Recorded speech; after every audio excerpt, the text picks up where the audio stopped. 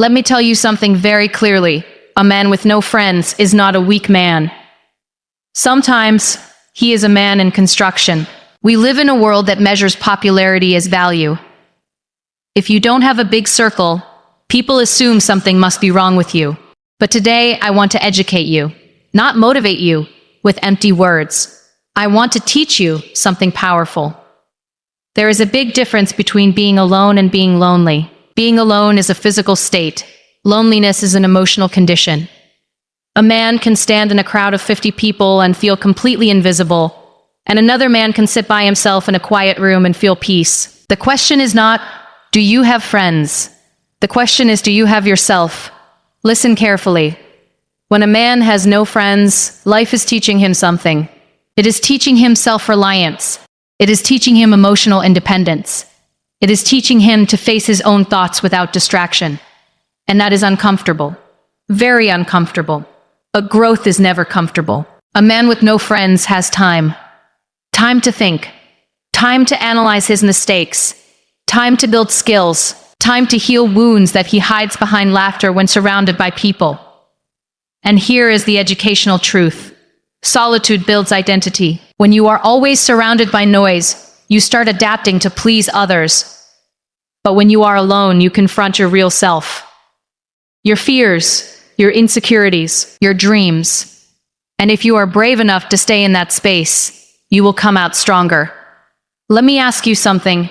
What kind of friends are you looking for? Because sometimes it's not that you have no friends. It's that you refuse to accept fake ones. And that is not loneliness. That is standards. Quality over quantity. One loyal friend is worth more than 50 people who clap when you win and disappear when you struggle. Education teaches us mathematics, science, history, but life teaches us human behavior. And here is what life teaches. Not everyone who smiles with you stands with you. If today you feel alone, don't rush to fill that silence with the wrong company. Use this season wisely. Improve your communication. Improve your discipline. Improve your emotional control. Become the kind of man that attracts value instead of chasing attention. A man who depends on others for validation will always feel empty, but a man who builds himself in silence becomes unshakable. Look at the strongest mountains. They stand alone. Yet they are powerful. Your isolation may not be punishment. It may be preparation. Preparation for better friendships. Preparation for maturity. Preparation for better friendships. Preparation for maturity.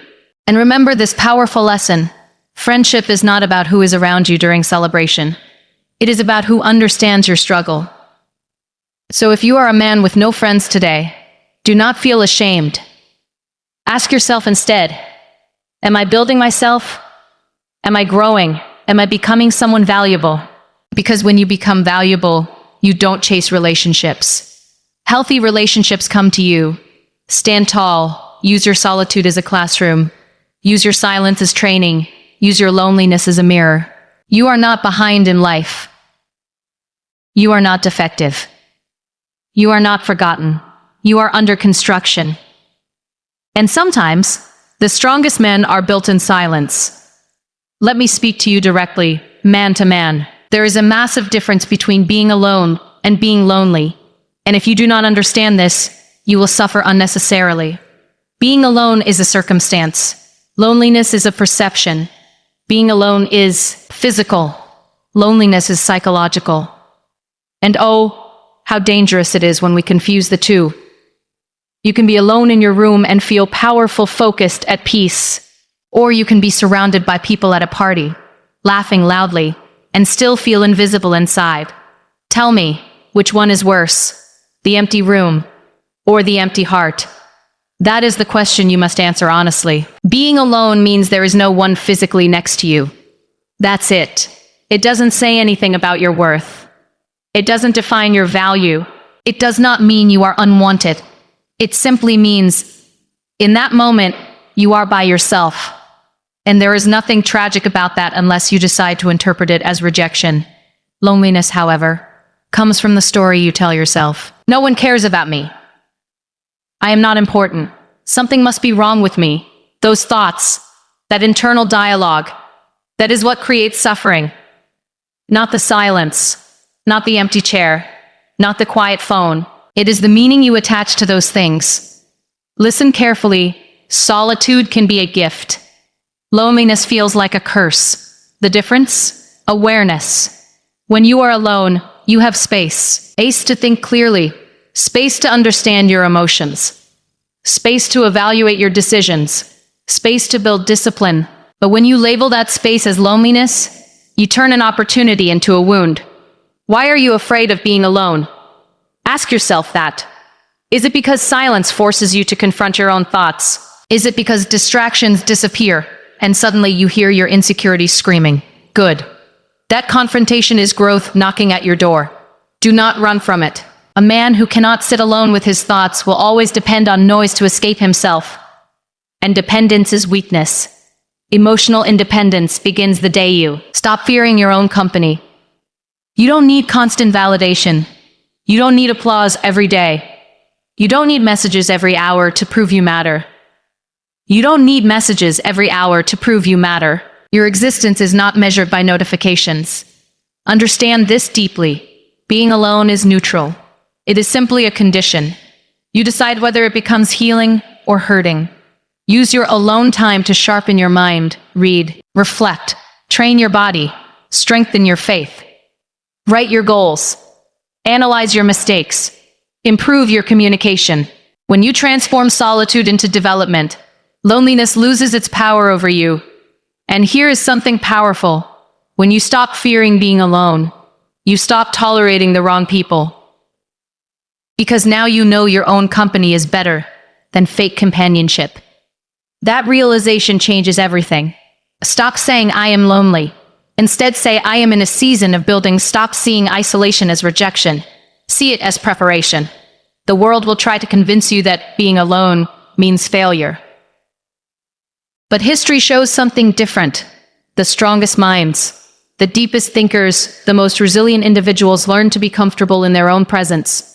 And when you master that, when you truly understand the difference between solitude and loneliness, you will never beg for attention again. You will never settle for shallow connections. You will never settle for shallow connections. And you will never fear silence again. Because you will finally realize that being alone is not the absence of others. It is the presence of yourself. Let me tell you something that may shake you a little. People do not treat you the way you deserve. They treat you the way you teach them to treat you, and what teaches them? Your self-respect. Not your words, not your promises, your standards, your boundaries, your silence when something is wrong, your courage to walk away when necessary. If you don't respect yourself, how do you expect others to? If you constantly accept disrespect just to avoid being alone, what message are you sending to the world? You are saying, my presence is cheap, my time is negotiable, my dignity is optional. And believe me, the world listens. Self-respect is not arrogance. It is not pride. It is not ego. It is understanding your value without needing applause. It is knowing you deserve honesty, loyalty, and consideration, and refusing to beg for them. Some men stay in toxic friendships because they are afraid of having no one. They tolerate of having no one. They tolerate jokes that humiliate them. They accept betrayal disguised as mistakes. They laugh when they are hurt just to keep the group. But deep inside, something breaks. Every time you allow disrespect, your confidence weakens. Listen carefully. Loneliness is painful. Yes. But losing your self-respect is far more dangerous. Because when you lose respect for yourself, you start doubting your worth. And once that happens, you will chase acceptance instead of attracting it. Here is the educational truth. People are naturally drawn to strength. Not loud strength. Not aggressive strength. Quiet strength. The kind of strength that says, I know who I am, and I will not compromise that. When you value your time, others will value it too. When you speak calmly but firmly about what you will and will not tolerate, people adjust. When you walk away from disrespect without drama, you send a powerful message. I am not available for this. Self-respect attracts the right people because it filters the wrong ones. Weak connections disappear when they realize you cannot be manipulated. Fake friends leave when they see you won't laugh at disrespect anymore. And hat is not loss. That is cleaning. You must understand something important. The right people do not need you to shrink. They do not need you to tolerate humiliation. They do not need you to tolerate humiliation. They do not need you to prove your worth every day. Healthy friendships grow where there is mutual respect. But respect begins within. It begins with how you speak to yourself. Do you criticize yourself constantly? Do you compare yourself with everyone? Do you allow guilt to control your decisions? If you don't treat yourself with dignity internally, you will struggle to demand it externally. Raise your standards, not angrily, not dramatically, calmly, decisively. Stop over-explaining yourself. Stop chasing people who ignore you. Stop accepting invitations that drain your peace. Stop begging for inclusion. The right circle will not require you to perform. And here is the powerful part. When you truly respect yourself, you become magnetic. You don't chase friendships. You attract aligned people. You don't beg for loyalty. You inspire it. Because confidence rooted in self-respect is rare.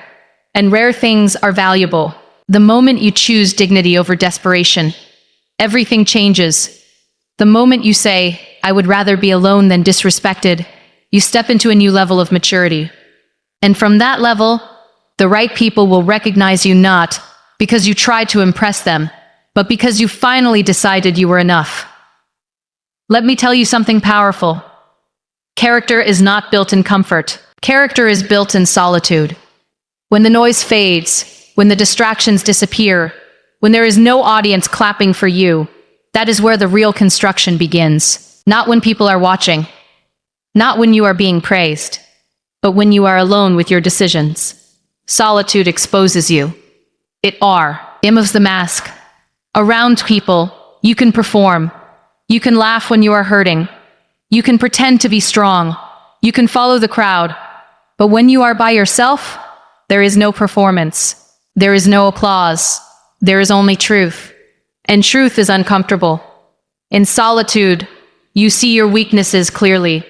Your laziness, your excuses, your fears, the habits you hide, the dreams you keep postponing. And that confrontation, that raw, honest confrontation, is the foundation of character. Most people avoid being alone because they are afraid of facing themselves. They fill every quiet moment with noise, music, social media, constant messages, because silence forces reflection. But reflection is where growth lives. When you are alone, you are responsible. There is no one to blame, no one to impress, no one to distract you. It is you and your discipline, you and your integrity, you and your choices. Do you wake up early when no one is checking? Do you work hard when there is no reward yet? Do you stay honest when lying would be easier? That is character, and that is built in private. A man's true strength is not revealed in public success. It is revealed in private consistency. In the gym, when nobody sees the extra repetition. In the room when nobody sees you studying. In the moment when nobody sees you choosing patience over anger. Solitude teaches emotional control. When you are alone, you feel everything without distraction. The frustration, the doubt, the insecurity. And instead of running from those emotions, you learn to manage them. You learn to respond instead of react. You learn that your feelings do not control your actions. You do. That is maturity. Character is built when you say no to yourself. No to procrastination. No to negative thoughts. No to self-pity. It is easy to complain when you have an audience. It is harder to discipline yourself when no one is around. And listen carefully. The strongest men in history were shaped in silent seasons, in isolation, in rejection, in moments where they felt misunderstood. But instead of becoming bitter, they became better. Solitude can either make you fragile or forge you into steel. The difference is how you use it. If you waste your alone time feeling sorry for yourself, you weaken. But if you use it to reflect, to improve, to train your mind and body, you become unstoppable. When you learn to be strong alone, you become powerful everywhere. Because now your strength does not depend on company. Your motivation does not depend on encumbrance. Your discipline does not depend on supervision. And when a man reaches that level, when he can stand firm without applause, When he can correct himself without humiliation. When he can correct himself without humiliation. When he can push forward without validation. He becomes dangerous in the best possible way. Because a man who has mastered himself in solitude cannot be easily shaken in public. Let me be very honest with you. Having many people around you does not mean you are rich in relationships. Numbers can impress the world, but they cannot protect your heart. Quality will always be more powerful than quantity. And if you don't understand this, you will exhaust yourself trying to maintain connections that add no value to your life. We live in a time where people measure importance by how many contacts they have, how many people show up at their birthday, how many comments they receive. But tell me something. When you are in trouble, when you are broken, when you lose something important, how many of those people will actually stand beside you? Not text you, not react. Stand beside you. That is the difference. You don't need a crowd. You need loyalty. You don't need noise. You don't need noise. You need sincerity. You don't need constant company. You need consistency. You know, one real friend who tells you the truth is more valuable than 10 who flatter you. One friend who corrects you when you are wrong is better than 20 who clap while you destroy yourself. Because true friendship is not about comfort. It is about growth. Listen carefully. Some people keep a large circle because they are afraid of being alone. So they tolerate gossip. They tolerate jealousy. They tolerate competition disguised as friendship. And slowly, their peace disappears. Their trust weakens. Their energy drains. But when you choose quality over quantity, something powerful happens. Your standards rise. You become selective. You stop giving access to everyone. And that is maturity. Not everyone deserves access to your struggles. Not everyone deserves your vulnerability. Not everyone deserves your time. Time is life. When you give your time to someone, you are giving a piece of your existence. Choose wisely. Quality friendships are built on respect, honesty, and mutual support. They are not loud. They are not dramatic. They are steady. They survive disagreements. They survive distance. They survive silence. Because they are built on foundation, not convenience. And here is something important. Quality relationships require you to be quality yourself. You cannot demand loyalty if you are inconsistent. You cannot expect honesty if you lie. You cannot ask for support if you disappear when others need you. Be the friend you wish you had. When you focus on quality, you protect your emotional energy. You avoid unnecessary drama. You avoid betrayal that comes from keeping the wrong people too close. And you give yourself space to grow with people who genuinely want to see you succeed. It is better to have 2 or 3 people who truly understand your heart than 50 who only know your surface. It is better to have deep conversations with one person than shallow laughs with many. Stop chasing popularity. Popularity fades. Respect lasts. And understand this clearly. A small circle is not a sign of failure. Sometimes it is a sign of evolution. As you grow, your circle naturally shrinks because not everyone can rise with you. Protect your peace. Protect your standards. Protect your energy. Because in the end, it is not about how many people know your name. It is about how many people truly know your character, your struggles, your values, and still choose to stand with you without conditions. Let me speak to you with intensity now. Emotional independence is not coldness, it is strength. It is not about pushing people away. It is about standing firmly on your own emotional feet. And if you do not develop this, you will spend your life depending on others to regulate your happiness, your confidence, and your peace. Emotional dependence sounds innocent at first. I just need support. I just want attention. I just feel better when they are around. But slowly, without realizing it, your mood begins to depend on someone else's behavior. If they call, you feel good. If they ignore you, your whole day collapses. If they praise you, you feel valuable. If they criticize you, you feel worthless. That is not connection. That is emotional slavery. Listen carefully. When your emotions are controlled by someone else's actions, you have given away your power. And a man without emotional control becomes unstable, reactive, insecure, needy, and neediness pushes people away faster than silence ever could den. Emotional independence means you feel your emotions fully, but you do not let them control your decisions. You experience disappointment, but you do not fall apart. You feel rejection, but you do not question your worth. You feel sadness, but you do not lose direction. You must learn to validate yourself. Stop waiting for others to recognize your effort. Stop needing constant reassurance to feel secure. Look at your own progress. Acknowledge your own discipline. Celebrate your own growth quietly if you must. Because here is the truth. Not everyone will clap for you. And if you require applause to continue, you will stop too soon. Emotional independence also means you can enjoy people without depending on them. You appreciate their presence, but you are not destroyed by their absence. You love deeply, but you do not lose yourself. You care, but you do not beg. And yes, it takes practice. It takes awareness. It takes catching yourself when you start overthinking a delayed reply. When you start assuming rejection. When you start doubting yourself because someone changed their tone. Pause. Breathe. Regain control. Your peace should not be that fragile. Develop hobbies. Develop discipline. Develop purpose. When your life has direction, you are less likely to cling emotionally to others for identity. A man with purpose is stable. A man without purpose looks for emotional anchors everywhere. And let me tell you something powerful. Emotional independence does not make you distant. It makes you attractive. Because people feel safe around someone who is grounded. Someone who does not explode over small misunderstandings. Someone who does not demand constant attention. Stability is rare, and rare is valuable. Stop saying, "I need someone to complete me." You are not half. You are whole. Relationships should complement you, not complete you.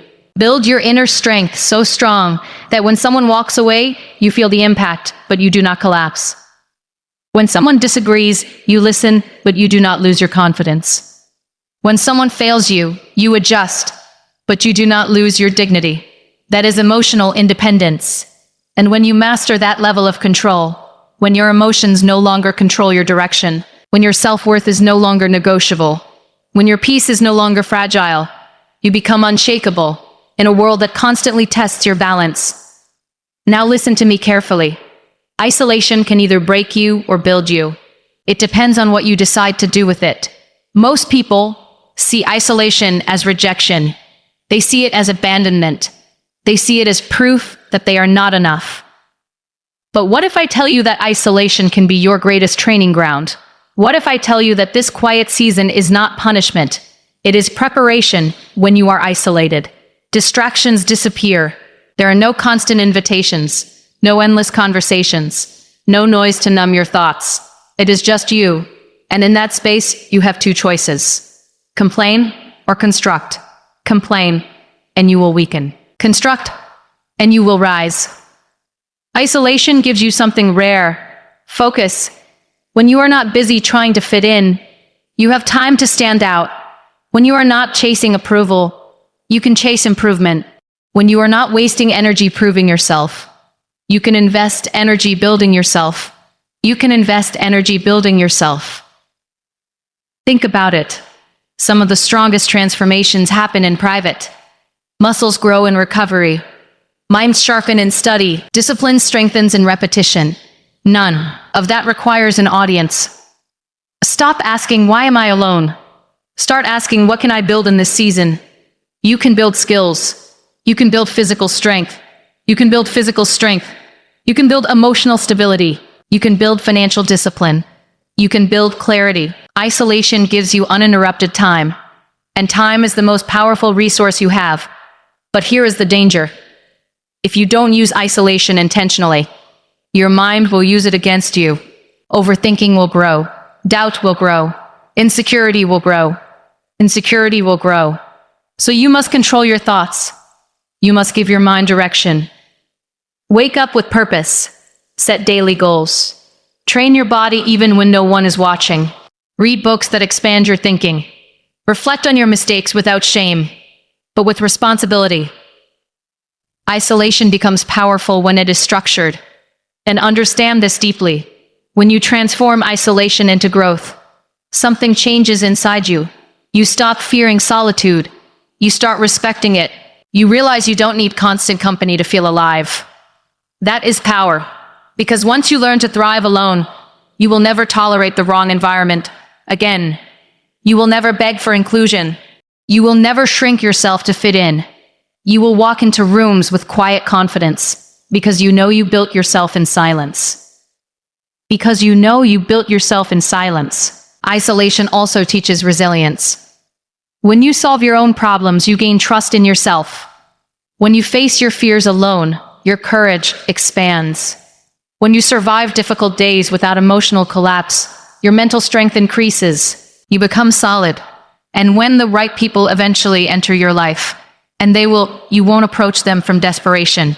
You will approach them from strength. You won't say, "Save me." You will say, "Walk with me." That is the transformation. So do not waste this season feeling sorry for yourself. Do not curse the silence.